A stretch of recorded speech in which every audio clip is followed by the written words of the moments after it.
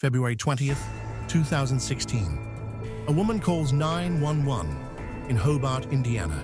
She's hysterical, crying, barely able to speak. "My husband, he's not breathing. I think he's dead." Paramedics rush to the scene. They find a man lying in bed, cold, lifeless. His name is Jason Cochran. He's 37 years old. The wife, Kelly Cochran, is sobbing, inconsolable. "We were just sleeping. I woke up and he wasn't breathing." The paramedics examine Jason. No signs of violence, no trauma, no obvious cause of death. It looks like natural causes. Heart attack, maybe. Tragic, but not suspicious. Kelly plays the devastated widow perfectly. The police believe her. The coroner believes her. Case closed.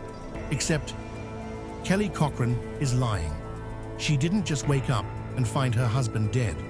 She poisoned him, watched him die, waited until she was sure he was gone. Then she called 911 and played the victim. But that's not even the worst part, because Jason wasn't Kelly's first victim, and he wouldn't be her last. This is the story of Kelly Cochran, the woman who killed for love, killed for revenge, and almost got away with it. Here's what makes Kelly Cochran terrifying. She doesn't look like a killer. She's small, pretty, soft-spoken, the kind of person you'd never suspect. But Kelly Cochran is a psychopath. She's been lying her entire life, manipulating people, using them, destroying them. And when someone gets in her way, she kills them. Kelly's story starts years before Jason's death, in a small town in Michigan's Upper Peninsula, a place called Iron River. Population 3,000. It's 2014. Kelly is married to Jason Cochran. They seem like a normal couple. They work together, live together. Nobody suspects anything is wrong. But behind closed doors, Kelly and Jason have a dark secret. They made a pact, a murder pact.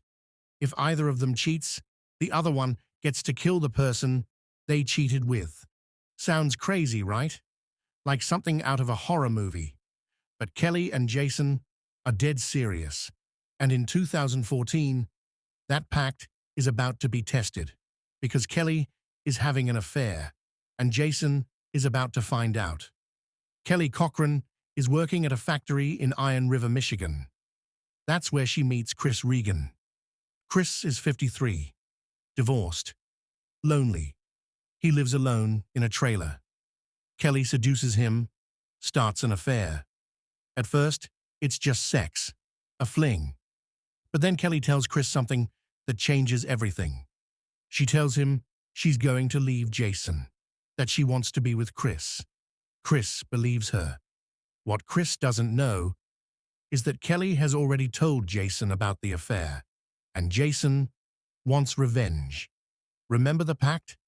If Kelly cheats, Jason gets to kill the person she cheated with. October 2014.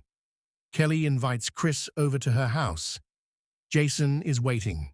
What happens next is brutal. Jason and Kelly attack Chris together.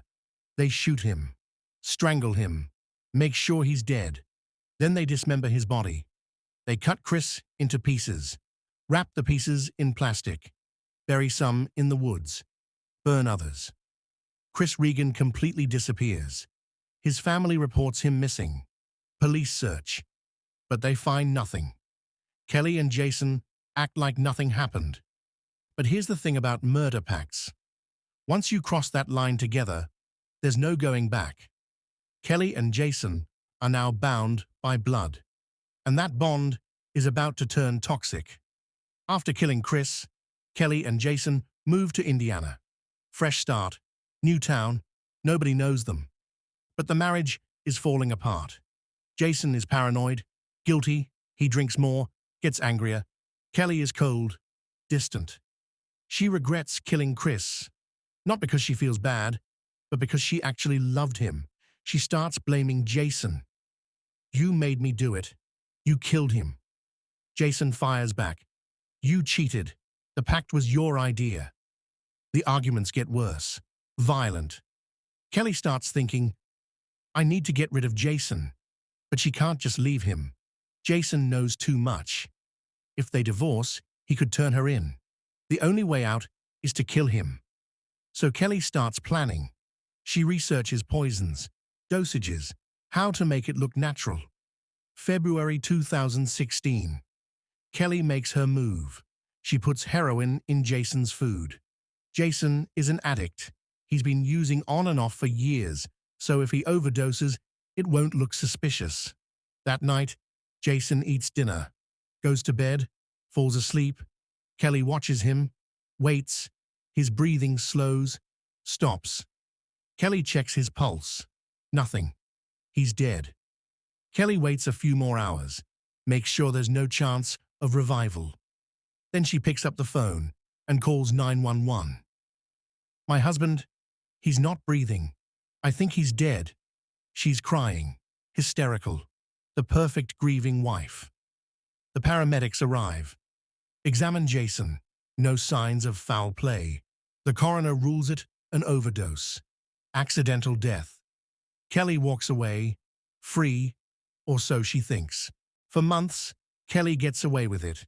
She collects Jason's life insurance, moves on with her life. But back in Michigan, police are still investigating Chris Regan's disappearance. They've been searching for over a year, and they keep coming back to one name, Kelly Cochran. Chris's phone records show he was texting Kelly the day he disappeared. His co-workers say he was seeing a woman from the factory, a woman named Kelly. Police bring Kelly in for questioning. At first, Kelly denies everything. I barely knew him. But detectives don't believe her. They keep pushing. Finally, Kelly cracks. She admits to the affair, says Chris came to her house, says there was a fight. Jason shot him. I didn't want to, but Jason made me help cover it up. Kelly plays the victim, says Jason was abusive, controlling. She was scared. Police arrest Kelly in 2016 for Chris Regan's murder. But then they start digging deeper. They look at Jason's death, the overdose that seemed accidental. They exhume Jason's body, run new toxicology tests. The results come back, heroin overdose. But the dose was massive, lethal. Jason didn't accidentally overdose. He was poisoned. Kelly is charged with Jason's murder too. Now she's facing life in prison for 2 murders. But Kelly has one more card to play. In jail, she starts talking to other inmates, bragging. She tells them, I didn't just kill 2 people, I've killed 9. She claims she and Jason went on a killing spree across multiple states. Buried bodies in the woods. Police investigate. They search the areas Kelly mentions. They find nothing. So is Kelly telling the truth? Or is she lying for attention? Nobody knows for sure. But one thing is certain. Kelly Cochran is a killer. And she enjoyed it. Kelly Cochran goes on trial for the murder of Chris Regan. Prosecutors lay out the evidence. Kelly lured Chris to her house. She and Jason killed him together. They dismembered his body. Kelly's defense: Jason made me do it. I was scared. But the jury doesn't buy it. May 2017. Kelly is convicted of first-degree murder, sentenced to life in prison without parole. Then, Michigan charges her with Jason's murder. Rather than go to trial again, Kelly pleads guilty. She admits, I poisoned Jason. I wanted him dead. Why? Because he knew too much, and she didn't love him anymore. Kelly gets a second life sentence. She's sent to a maximum security prison in Michigan. But Kelly isn't done talking. In prison interviews, she gives conflicting stories. Sometimes she says she killed 9 people. Sometimes she says it was just 2. Sometimes she claims Jason was the mastermind. Police investigate every claim. They search everywhere. They never find additional bodies. So the truth remains unclear. Is Kelly a serial killer or just a liar who wants attention? In 2023, Kelly Cochran dies in prison. She's 44 years old. Cause of death undisclosed. She takes her secrets to the grave. So was Kelly a serial killer or just a murderer who loved the attention? We'll never know. But here's what we do know. Kelly Cochran was a master manipulator. She fooled everyone, her husband, her lover, the police. She killed without remorse. And she almost got away with it.